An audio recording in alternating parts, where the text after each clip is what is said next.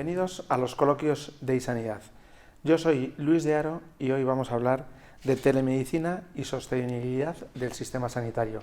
Para ello tenemos al doctor Luis Cabeza, especialista en medicina interna en el Hospital de Henares de Madrid y miembro de la Sociedad Española de Medicina Interna. También tenemos a Quirino Antuña, que es director general de Comitas y Health. Hola, gracias a los dos por estar aquí. Como bien sabéis, en 2020 hubo una inesperada pandemia que, con un alcance mundial, fue devastadora para toda la humanidad y especialmente para los sistemas de salud. En España, como en el resto del mundo, los sistemas de salud, todos los hospitales colapsaron, especialmente al principio de la pandemia, porque era muy complicado atender a todos los pacientes. Todos los agentes del sistema hicieron una apuesta por la telemedicina, diciendo que tenía que venir inmediatamente. Ahora, con esta experiencia, los expertos del sector sanitario siguen planteándose como urgente esta necesidad de apostar por la telemedicina, pero poniendo en el centro al paciente, de manera que el paciente no se vea afectado por los sistemas, sino que se ha beneficiado. La primera pregunta es si esta descentralización, es decir, quitarnos de este hospitalocentrismo, es algo que ya está sucediendo. Empezamos por el doctor Cabeza, si nos cuentas además un poquito la experiencia que tenéis en la Comunidad de Madrid. Sí, desde luego. Es obvio lo que has dicho. O sea, yo creo que cuando llegó la pandemia, pues supuso un cambio de paradigma a nivel sanitario en todos los sentidos. Vimos que, pues, como bien has comentado, pues se colapsaban los sistemas de salud, las urgencias, los hospitales, y tenemos que ser capaces de dar unas alternativas razonables y sensatas a nuestros pacientes, más allá de la consulta y la hospitalización convencional, que es lo que tenemos. A raíz de eso se han empezado a poner diferentes programas en marcha basados en la telemedicina, buscando pues consultas telemáticas, bien sea de forma telefónica inicialmente, posteriormente se ha empezado en la Comunidad de Madrid en un proyecto piloto, inicialmente en el que mi hospital participa, basado en videoconsultas, por las cuales ya puedes ver al paciente y hablar con él en mitad de la consulta, y también otro formato de e-consultas con los compañeros de primaria y de otras especialidades o incluso otros centros para poder debatir sin necesidad de estar presentes en ese sentido. Por tanto, claro que hay que dar una vuelta, claro que hay que potenciar y hay que apostar por estos nuevos modelos asistenciales, esta telemedicina, y nuestra experiencia está empezando a caminar, estamos empezando a dar pasos en ese sentido, probablemente quede mucho por hacer, pero ya se están empezando a poner los primeros pilares para que esto sea una realidad en nuestro día a día. Vosotros, Aquilino, desde Comitas y Health, lleváis mucho tiempo haciéndolo. ¿Ha habido cambios? ¿Te das cuenta que existe efectivamente, es decir, que efectivamente se ha avanzado en este planteamiento que hemos sacado una vez salido de la pandemia? A ver, absolutamente.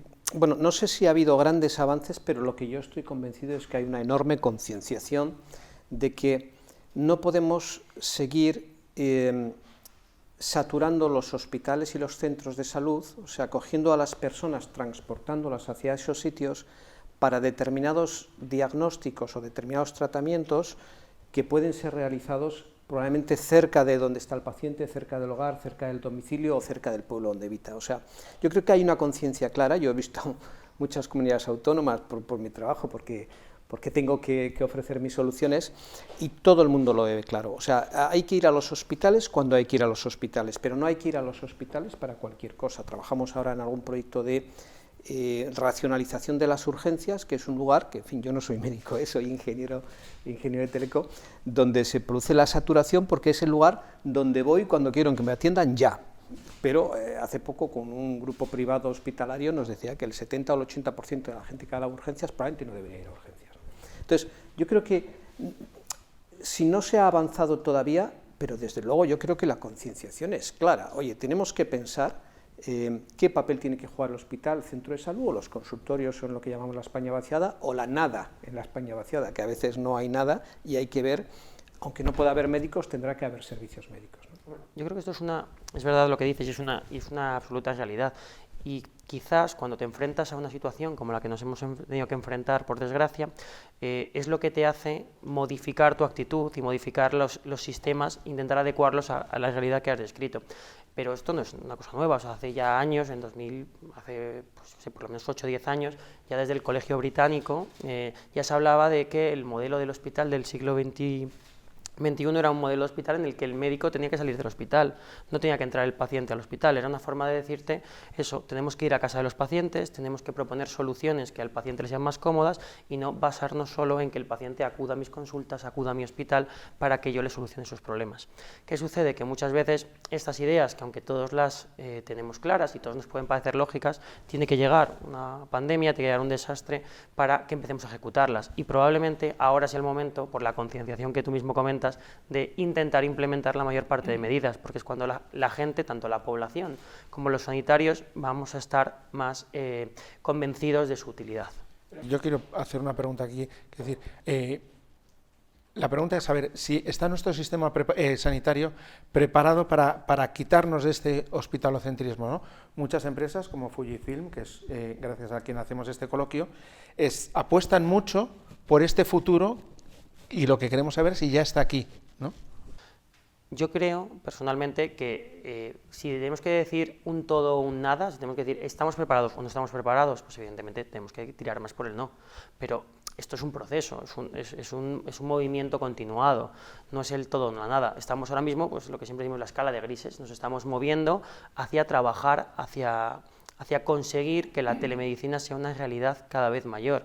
Y se están fomentando muchos programas, tanto en Madrid como en otras comunidades, se están fomentando muchas actitudes en este sentido, y no solamente a nivel de telemedicina, sino descentralizarlo en todo momento. Se creó el programa de los pacientes crónicos para intentar enlazar a primaria con el hospital y sacar pacientes del hospital para hacer seguimientos ambulatorios. Se han creado múltiples unidades de hospitalización a domicilio, donde el médico y la enfermera se trasladan a casa de los pacientes, estando hospitalizados o ingresados, pero en su propia casa, lo cual le da un confort extra y una serie de autonomía mayor al paciente. O sea, se están dando pasos.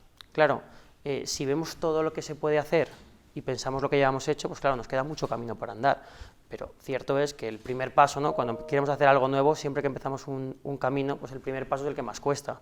Y ese paso ya lo hemos dado, ese paso ya se ha iniciado y estamos con los siguientes. Queda mucho camino por hacer, desde luego, queda mucho por andar, pero estamos en la línea de hacerlo. Estoy totalmente de acuerdo, yo creo que estamos en esa escala de grises, o sea, ya no estamos en el negro, no, vamos camino del blanco, y yo creo que hay una decisión de ir, que es muy importante, porque al final las cosas pasan cuando alguien decide que tienen que empezar a pasar, ¿no? Queda un proceso. Yo estoy de acuerdo que hay que cambiar muchas cosas en la sanidad, en la formación, en la forma de funcionar. La sanidad es una palabra muy grande, ¿no? La sanidad son cientos de hospitales, cientos de centros de salud, de procedimientos, de normas regulatorias, pero que se ve y que hay esa intención. Mira, con Fujifilm, que tú comenzabas, nosotros hemos hecho una experiencia muy interesante, que es, sin ánimo de ser pomposo, vamos a crear una sanidad en movilidad, ¿no? Hemos cogido 2 unidades móviles y las hemos metido unidades de rayos X, de ecografía, de no sé qué. Fujifilm tiene un aparato de rayos X que pesa 3,5 kilos, ya no son 200 ni nada, para hacer ECGs, etcétera, y hemos presentado a las distintas comunidades autónomas, porque por ejemplo nos decía la Comunidad de Madrid no hace mucho, decía una persona responsable de ambulancias, decía, el 70% del tiempo de las ambulancias las estoy dedicando a taxis, como taxis, a ir a buscar un señor a Patones para traerlo al Hospital de la Paz a hacer una prueba, y además, de paso, saturo el Hospital de la Paz, ¿no?, con gente que me voy trayendo. Hombre, vete tú y haz la prueba allí, si hay que hacer una radiografía del hombro, si hay que hacer una ecografía de no sé qué parte, tal. Entonces, hemos puesto esto en marcha, no ha sido una locura, porque al final, pues, con toda la regulación de plomados y cosas, por el tema de radiaciones ionizantes, y es un cambio. Cada vez que vamos a hacer una prueba, que llegas con la unidad móvil, sale normalmente gente con problemas de movilidad reducida, sale ahí el señorín, 90 años, con su silla de ruedas, que antes tenía que tirarse. Calculaban, había una media que había hecho una residencia de mayores, que con los que también trabajamos, que decían calculaban que una radiografía era un proceso de 5 horas. Una radiografía que lleva 3 minutos, ¿no? Clac, y ya está. Entre que coges al mayor, lo metes en la silla de ruedas, no sé qué, el taxi adaptado a la ambulancia, lo llevas a urgencias, lo sacas, le haces de tal, y dices, no tiene usted nada, lo que usted está mayor, otra vez para casa o para tal. Entonces, yo coincido completamente con Luis, o sea, la iniciativa está en marcha, pero hay un cambio importante de operativa, de funcionamiento, de cómo funciona un médico en un centro de salud, en un hospital. Entonces hay cosas que puedo hacer aquí en local y otras que puedo hacer en remoto, pero además es que puedo evitar cosas en local y hacerlas cerca, pero no cosas, tomar la tensión, cosas complejas, una imagen médica, ¿no? Irme al Boalo, ¿no? Entonces, hay un cambio que hay imparable y yo coincido absolutamente. O sea, lo que es cierto es que hay tareas, hay procesos en los que es más fácil trasladar la maquinaria que al paciente, ¿no? Es más fácil, o sea, es menos adecuado llevar al paciente al hospital, ¿no? Llevar a muchos pacientes a un hospital, estaba diciendo bien Aquilino, es un trastorno. Es un trastorno personal, social y familiar, porque muchas veces son personas mayores, que no solamente va la persona mayor, sino que tiene que ir o un hijo, o otro familiar, o un nieto, o alguien se tiene que quedar en casa cuidando a la abuela o al abuelo que se queda en el domicilio. Es decir, es un trastorno social. Entonces, tenemos que buscar mecanismos, pues como el que ha dicho Aquilino y otros tantos que se pueden hacer, para facilitar la vida en ese sentido, para facilitarle a la gente pues que un proceso, una radiografía no sean 5 horas. Vale, igual no conseguimos que sean 3 minutos, pero si bajamos de las 5 horas a las 2 horas, pues mira, 3 horas que hemos ganado por mucha gente. Lo que hablaba de los traslados de las ambulancias, pues es otra realidad. Hay mucho tiempo que se va a perder en el transporte sanitario de los pacientes, y eso va a tener una repercusión muy importante tanto en la atención médica, porque hace que se retrasen las consultas, se retrasen las pruebas, se retrase todo, como en la propia percepción del paciente de cómo está siendo su proceso. Yo tengo la teoría de que cuanto más tiempo estás en el hospital, más sensación de enfermedad tienes. Entonces, si tú estás en tu casa y aunque vengan a hacerte una analítica a tu casa, o vengan a verte a tu casa, o vayan a hacerte una radiografía, o te tengas un tensiómetro que esté conectado con el hospital, o un monitor que esté conectado con el hospital, tienes una sensación de salud mayor que si eso te lo hacen en un centro sanitario. En el centro de salud, desde luego, y mucho más llamativo en un hospital. Entonces, la tendencia tiene que ir por ahí, tiene que ir a intentar conseguir eso, porque vas a mejorar mucho la calidad de la vida de la gente. Nos encontramos que hay muchos proveedores del sector sanitario lo entienden, ¿no? ¿Hasta qué punto se está orientando la I+D+I de algunos de esos proveedores, tanto de la industria, de la industria tecnológica, de toda la industria sanitaria, a mejorar esta ultramovilidad? A ver, yo creo que eso es así, eso ya está, y eso, si me permites, quizás no sea la parte más difícil. O sea, la parte de tecnología está disponible. A ver, en el mundo de la telemedicina hay muchos, porque esto es una palabra ya que es un poco ambigua, ¿no? Porque se habla de telemedicina cuando se hace un FaceTime con un móvil o una videoconferencia, se habla de telemedicina cuando se hace una teleconsulta un poco más avanzada, y nosotros hablamos de telemedicina y transportamos imágenes médicas y hacemos unos procesos complejos de envío de electrocardiogramas, imágenes médicas a distancia, etcétera, ¿no? Entonces, yo creo que el I+D está, pero no solo en eso, sino en el uso de la inteligencia artificial y en los mapeados de señales para hacer prediagnósticos. Lógicamente el diagnóstico es del médico, pero bueno, ya pues por ejemplo los equipos de Fuji ante una placa de tórax te dicen, oye, esto parece una neumonía producida por COVID. Bueno, es inteligencia artificial, no es complejo, luego evidentemente el radiólogo tendrá, o el médico correspondiente tendrá que decir que eso es así. Pero esto ayuda mucho, ¿no? Entonces yo creo que el problema no estaba en la tecnología, sino creo que es un tema más de concienciación de los profesionales sanitarios y los responsables del sistema sanitario. Por ejemplo, nosotros trabajamos mucho con la Universidad Francisco de Vitoria. La Universidad Francisco de Vitoria nos decía hace poco, decía, la telemedicina tiene que ser materia curricular. Dice, ¿Tiene que ser? Perdón. Materia curricular. No es lo mismo una sesión con paciente, una sesión médica, un acto médico, que una sesión médica sin paciente. Y han montado un laboratorio. Nos hemos suministrado tecnología y han montado un laboratorio en el que el paciente está en un lugar en el que no hay profesionales sanitarios, ya tiene su ecógrafo, su ECG, sus cámaras de exploración, y el médico está, bueno, en ese caso a 5 metros, pero podría estar a 1000 kilómetros, ¿no? porque hay un tema más allá de la tecnología y del I+D del comportamiento, ¿no? O sea, todos hacemos ahora videoconferencias con el teletrabajo y las cosas, y ahí esto es a veces horrible, ¿no? Ves la cara del tío, la luz entra por detrás, la foto de la primera comunión. Entonces, cuando estamos haciendo telemedicina estamos haciendo un acto médico. El enfermo quiere ver un médico y el médico quiere ver un enfermo. Entonces, el paciente quiere ver un señor con bata blanca, que le está prestando su atención, que está, aunque esté en otro lugar, que está bien iluminado, o sea, cosas pequeñas que no cuestan dinero, pero que son muy importantes. Entonces, tecnología sí, pero hay un cambio formativo y luego de ver cómo encajamos esto en el sistema sanitario, porque yo no soy experto en esto, pero en algún otro país en el que trabajamos, el problema es que los médicos están tan saturados que dice, ¿cómo? Y además tengo que atender los pacientes que me van a entrar por telemedicina. Si yo atiendo 56 pacientes al día y me dices que de los pueblos de la España vaciada me vas a meter además actos médicos. Entonces, I+D, eso está decidido. La industria está como una moto con la telemedicina y con todo lo que empiece por tele. Los Amazon, el Uber Eats, todo lo que sea tele de acercar, eso está en marcha. Pero el sistema sanitario, como el educativo, que tuvo que adaptarse muy rápido para hacer las clases online, hay un trabajo que hacer importante. Hay que hacer mucho trabajo y eso es cierto. Lo que sucede es que también es verdad que no podemos olvidar un aspecto, que es que la medicina es una profesión de cercanía hasta cierto punto. Y aquí lo que estamos intentando es alejar lo cercano.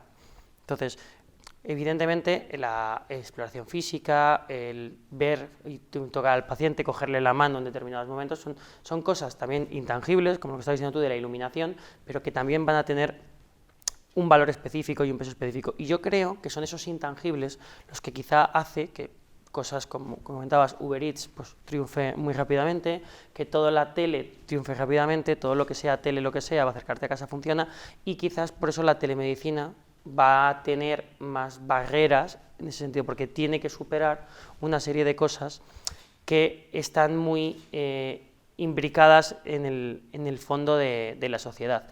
Y otro aspecto, y es que hay que entender quiénes son las personas que más consumen sanidad a día de hoy.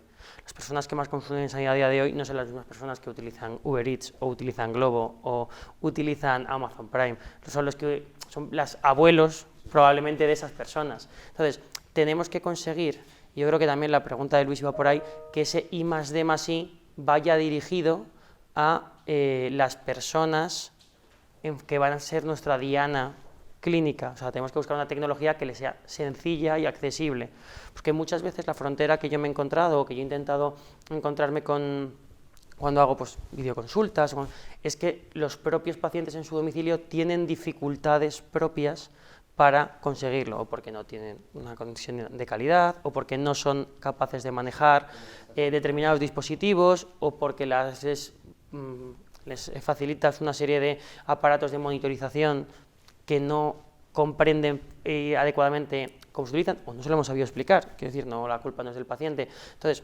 tenemos que solventar esos pequeños problemas para conseguir que se implante mejor. Perdón que interrumpa, pero por eso, es que telemedicina tiene muchísimos aspectos, que es una de las cosas en las que nosotros estamos trabajando. Y estoy de acuerdo. O sea, si para determinadas poblaciones, si es una población joven, la videoconsulta puede funcionar de miedo, y para los mayores no. Entonces, pero para los mayores seguramente funcionará muy bien el diagnóstico a domicilio. El que le lleves allí, le saques a la puerta de su casa. Entonces, yo creo que hay que ver qué es bueno para cada sector de la sociedad o para cada grupo social, porque esto es lo que les ha pasado a los bancos, ¿no? Quiere decir, a ver si vamos a intentar calzar la videoconsulta a los mayores y dices, ¿de qué me estás hablando? A mí esto no me interesa y esto no, para mí no es medicina. Pero le dices, oye, voy a ir mañana a las 9 de la mañana y te voy a hacer la radiografía en la puerta de tu casa. Y me dice, ¿pero qué me dices? Claro, es que yo creo que una de las cosas de las que estamos hablando es decir, probablemente la tecnología está y está creciendo cada vez más, y donde tenemos que mejorar es en los procesos, ¿no? de adaptar todos los sistemas tecnológicos digamos, al sistema sanitario que tenemos. A la ¿no? realidad que tenemos en el día a día, sí. Claro, y al paciente, o sea, lo que un paciente entiende, el otro no lo entiende. Yo quiero al médico aquí, a mi lado. Para mí, sí, el diagnóstico, o sea, no, yo soy joven, lo que no quiero es desplazarme, a mí desde casa que me lo resuelva. Es que no podemos decir, o sea, esto no es Claro, hay café que para adaptar todos.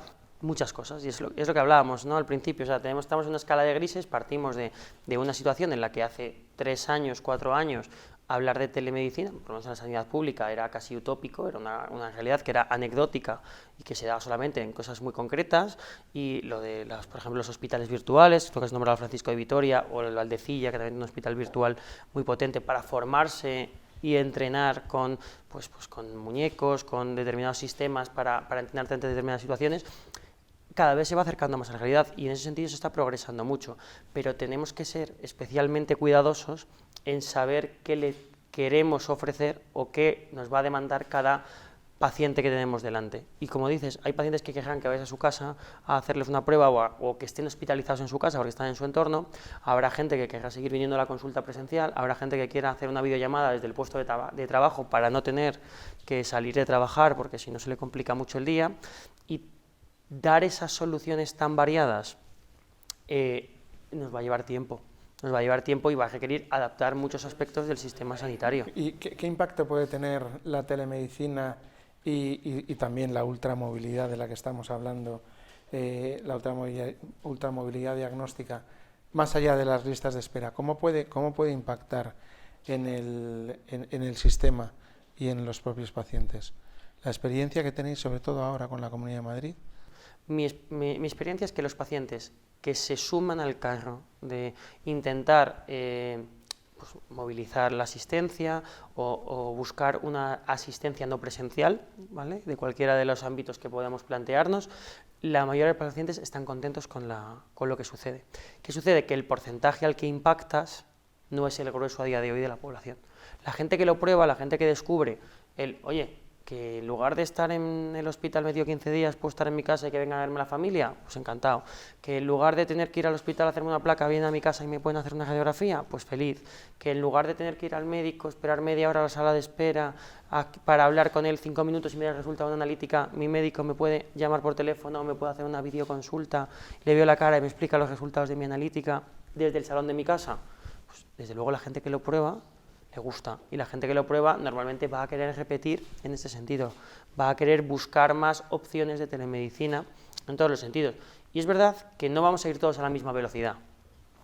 Hay especialidades como puede ser la dermatología, que en esto van a ir más avanzadas. ¿Por qué? Pues porque su diagnóstico es un diagnóstico meramente visual o mayoritariamente visual. Entonces, a través de una fotografía, a través de un vídeo, a través de una adecuada, una calidad suficiente videoconsulta, pueden valorar muchas lesiones y pueden tranquilizar a un paciente o adelantar las citas presenciales si hay que hacerle algún tipo de prueba intervencionista, una biopsia, una cirugía, lo pueden adelantar.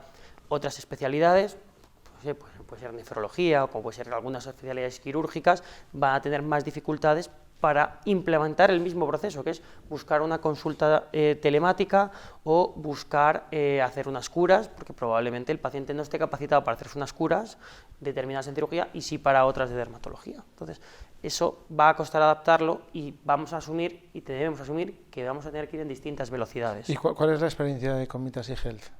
Que lleváis 25 años haciéndolo. A ver, el mundo de la telemedicina efectivamente ha evolucionado, vamos, no es que ha evolucionado, ha sido una ruptura, ¿no? Pero no solo en todos los mundos. Yo recuerdo hace 25 o 30 años cuando empecé a trabajar, discutíamos en la empresa donde trabajaba del teletrabajo, ¿no? Oye, y si dejamos teletrabajar una tarde a ver qué pasa, ¿no? Pero ¿y cómo vamos a controlar que la... De repente llegó la pandemia y no había que discutir, todo el mundo teletrabajando, ¿no? Entonces, da la sensación de que la telemedicina es incuestionable por si de repente 5 millones de personas se convierten en pacientes como pasa en una pandemia, ¿no? Y no pueden ir todos a los centros. Entonces, tenemos que estar preparados para eso. Pero luego tenemos que hacerlo con esa sensatez, de que lo que es bueno para unos, para otros no les vale, que no es lo mismo los jóvenes que los mayores. Nuestra experiencia es muy positiva y la verdad es que estamos disfrutando mucho porque nosotros hemos estado muy ligados al mundo militar, es la verdad, durante muchísimos años, que era donde la telemedicina, pues oye, todas las misiones de paz, los buques llevaban nuestros sistemas de telemedicina, y desde hace desde el tiempo que llevamos trabajando con la sanidad pública, con la sanidad privada, es tremendamente gratificante el ver cómo, cómo realmente la gente ve que esto es un avance muy grande, ¿no? Hay que tener cuidado, ¿eh? Nosotros, por ejemplo, también dábamos servicio a instituciones penitenciarias para evitar, con el mismo modelo, evitar el traslado de reclusos a los hospitales y sobre todo a veces originaban lesiones o lo que sea, ¿no?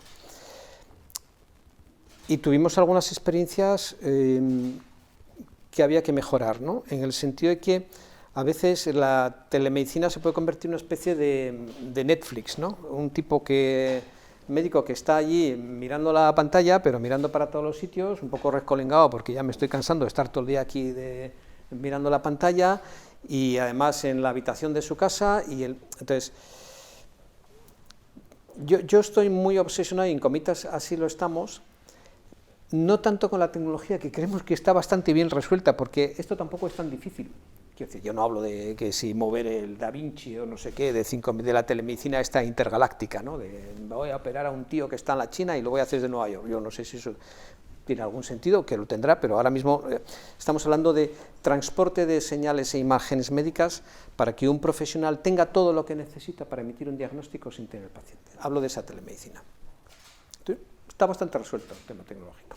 Realmente yo creo que por ahí no hay mucho problema. Nosotros tenemos mucha experiencia en eso.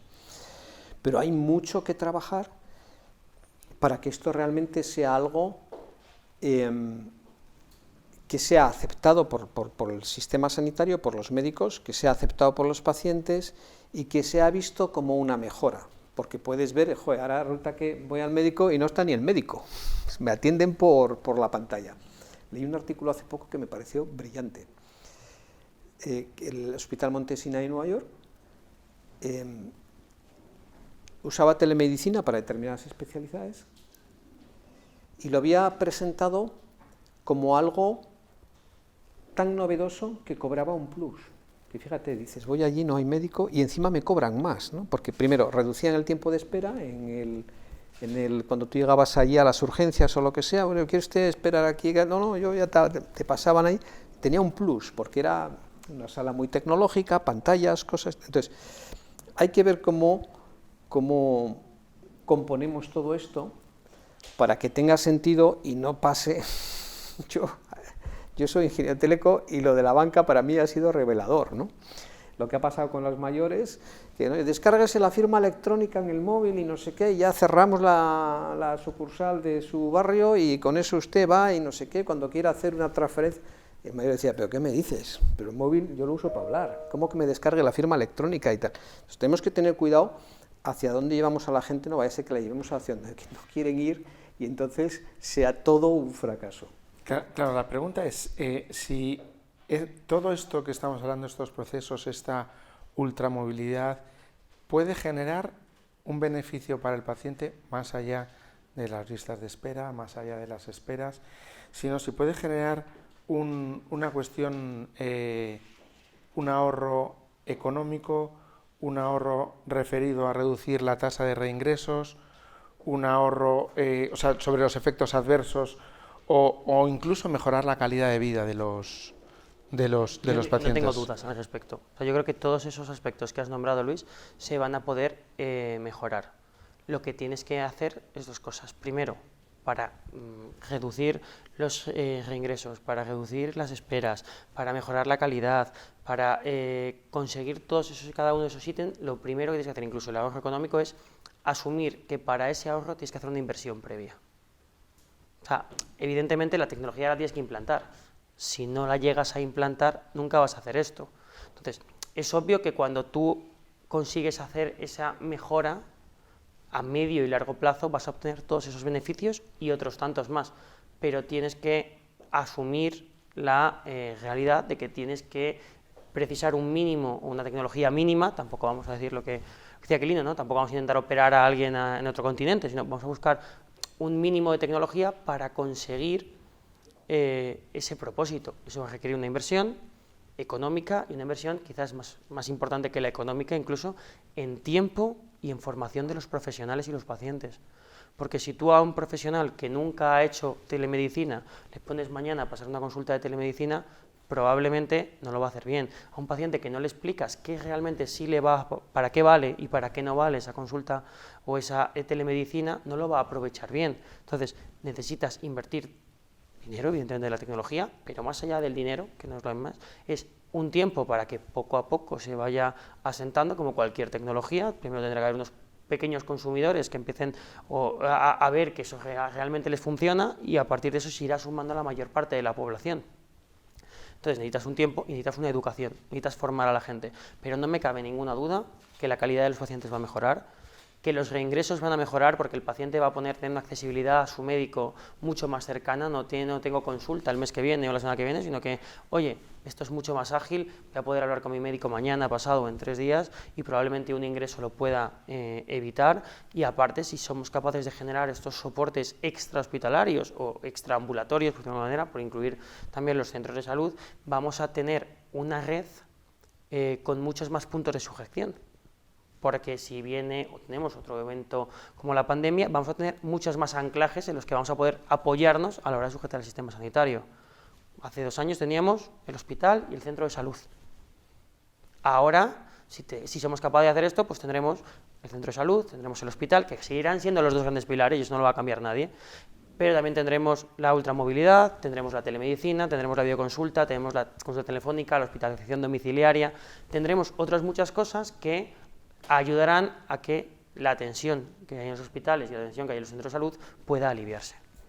Hay que hacer una inversión, como dice Luis, eso es así. Entonces, para empezar, hay una inversión, que eso es dinero. Pero que luego se van a producir unos costes, una eficiencia en costes tremenda, en tiempos que se van a mejorar las listas de espera y la atención a los pacientes, yo creo que eso es, vamos, eso se puede medir ya. Mira, nosotros tenemos algún... A ver, ¿cómo lo cuento sin dar protagonistas? Porque eso no... Pero, claro, luego hay también una mentalidad de lo de los costes que son como... ¿Quién paga esto? No paga nadie, ¿no? Yo hace poco en un grupo de residencias de mayores, que eso es para otro coloquio, porque lo de las residencias de mayores y la telemedicina es clave. De hecho, nosotros queremos hacer un informe de qué hubiera pasado en las residencias de mayores si hubieran tenido sistemas de telemedicina avanzada en la anterior pandemia, pero bueno, como no hay que esto, vamos a mirar a la siguiente. Nos decía alguien de una residencia de mayores, cuando presentábamos nuestra unidad móvil de rayos X con Fuji, que íbamos allí, hacíamos tal, me decía, oye, lo tuyo me encanta porque fíjate, los mayores se caen mucho, porque tienen problemas de movilidad, se resbalan en el baño, joder, si se cae yo tengo que llamar a una ambulancia, me manden una ambulancia, al SAMUR o al SUMA, lo que sea, voy al hospital, a la placa, y si no tiene nada, otra vez de vuelta, y además tengo que llamar al padre o al hijo, sal del trabajo que lleva tu padre a urgencias. ¿Sabe qué pasa? Que todo eso me cuesta cero. No cuesta cero, evidentemente no cuesta cero. Pero a mí, que soy de la residencia privada Manolito, cuesta cero. O sea, tú desde un punto de vista de humanización, de lo que quieras, del paciente, de que no sufra, porque el mayor sufre mucho en esos traslados y tal, es evidente, pero compites con algo que a mí me cuesta cero. Y yo tengo una cuenta de resultados. Es una lectura muy pobre, la cuento porque es una lectura muy pobre, pero la cuenta de resultados existe. Existe en los negocios y también en la sanidad pública, aunque en la sanidad pública parece que está difusa, ¿no? Entonces, esos costes, aunque no los, digamos, sean imputables a ese grupo privado, son costes que a través de estos sistemas de telemedicina se evitan. Los traslados, lo que comentábamos al principio de que las ambulancias usaban de taxis para ir a recoger a la gente y tal, o sea, metes mucha eficiencia en el sistema. Hace falta también un buen diseño de procesos y procedimientos, que siempre es la cosa más aburrida, pero la que mejora mucho los temas, pero yo estoy convencido, vamos, o sea, no es que metas algo además y esto además otra inversión va a ser caro, más dinero, no, se recupera rápido. Y hay que buscar, esto me parece muy importante, un equilibrio. O sea, llevamos mucho tiempo hablando de la humanización de la sanidad, de la humanización de la medicina, y tenemos que ser capaces de encontrar el equilibrio entre no perder humanización y mantener la humanización de ir a más con la telemedicina, que hay mucha gente que lo ve como aspectos antagónicos, y yo creo que no son antagónicos, simplemente que deben complementarse y deben buscar sus momentos de sinergia. La telemedicina, si lo único que vamos a hacer a los pacientes es no verles físicamente nunca más, pues evidentemente va a producir una deshumanización, igual que ver a los pacientes solamente de forma presencial y en el hospital, también va a producir un deterioro en la calidad de vida del paciente, y el paciente va a sentir que no es importante, que se mete en un proceso y puede perder su tiempo, puede estar una mañana entera, puede pasarse 5 horas para hacerse una placa porque su tiempo, pues bueno, que es variable. Entonces tenemos que ser capaces entre todos de buscar ese equilibrio y conseguir imbricar las dos cosas, mantener la humanización de la medicina y de la asistencia sanitaria, que yo creo que es la esencia de nuestra profesión, y por otro lado, asumir y acoger que la tecnología cada día va a estar más metida en nuestro día a día y que intentar negarse esa evidencia es absolutamente imposible. Entonces, ya que no podemos negarnos esa evidencia y no es razonable hacerlo, lo que debemos hacer es integrarla y buscar de forma colaborativa entre los dos lados qué es lo que uno puede ofrecer y qué es lo que otro necesita. Y a través de ahí probablemente se encuentren muchos puntos de unión, muchos nexos, a través de los cuales consigamos el beneficio de los pacientes y, desde luego, incluir a los pacientes en esa toma de decisiones. ¿Qué es lo que yo como paciente quiero? ¿Qué es lo que reclamo? Reclamo asistencia en consulta, reclamo pruebas, reclamo resultados. ¿Qué reclamo? ¿Qué espero? ¿Tenerlo antes? ¿Que me dediquen más tiempo? ¿Que no me tenga que desplazar? Y todo eso es un juego a tres bandas entre los profesionales de sanidad, las profesionales que nos van a aportar toda esta tecnología y sus conocimientos, y los propios pacientes, que son los que van a ser los usuarios finalmente y los beneficiarios de todo esto, porque sin ellos tampoco somos capaces de llevar a cabo nada. Muy bien, pues muchas gracias. Gracias a los dos por estar aquí con nosotros, hablando de telemedicina, y nos vemos en www.isanidad.com. Gracias.